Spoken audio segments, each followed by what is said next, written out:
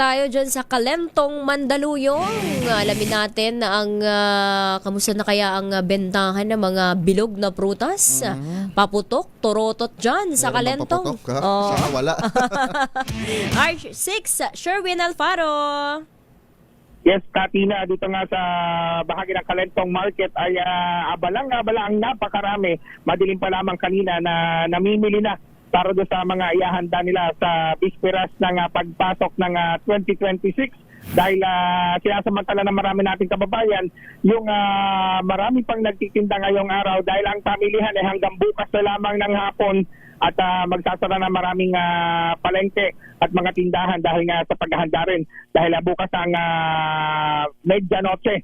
Ang tawagin natin maraming sa mga kababayan natin ang pinamimili mga karne, lalo na dito sa Kalentong dahil mura daw dito ang karne sa inyo. Opo, mura po dito ang karne. Minsan nasa 280 lang po. Ang karne po ay minsan 350.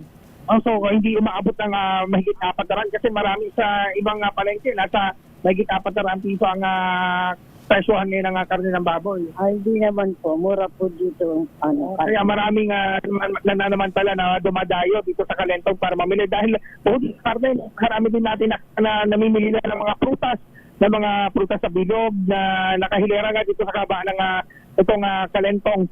At yung iba pa ay bumibili din na mga turotot. Marami na rin nga nagtitinda na turotot. Pero ang binili ko kanina, Edmil at Katina, tuyo.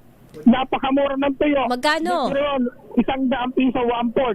Pero may kaliskis pa to na sariwa galing daw ng Rojas City.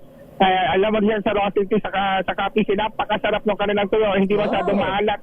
Oo, hindi maalat yung kanilang tuyo. Kaya yung iba, talaga sinasamantala na yung pagkakataon para mamili.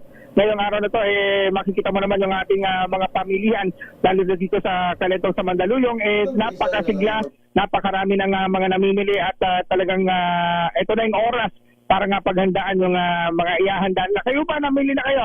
Hindi pa po. Bumili pa lang po. Mamimili pa lang. Anong mga ihahandaan nyo ngayong medianoche? Ano po, yung spaghetti po. Sa prutas Wait lang, po, Sherwin, yung TV natin. Yung RH TV. Naiba. Napunta kay Yung RH TV, kay Shira. pinakita yung, oy, bakit may bride to be dyan sa RH TV?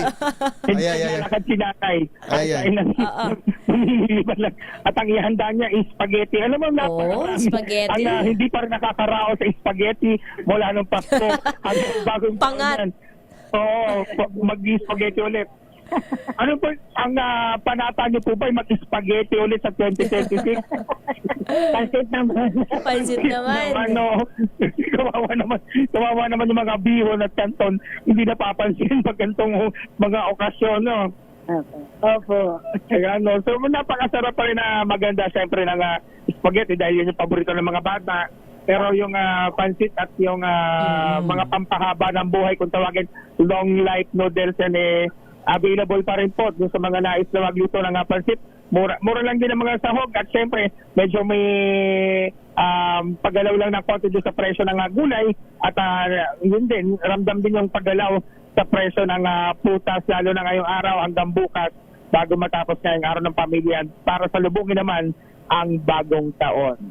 Race number 6, Sherwin Bata Alfaro, these are it. Una sa Pilipinas, una sa Pilipino. Maraming salamat, Sherwin Alfaro. Siyempre, ang ating Sherwin Alfaro RH6.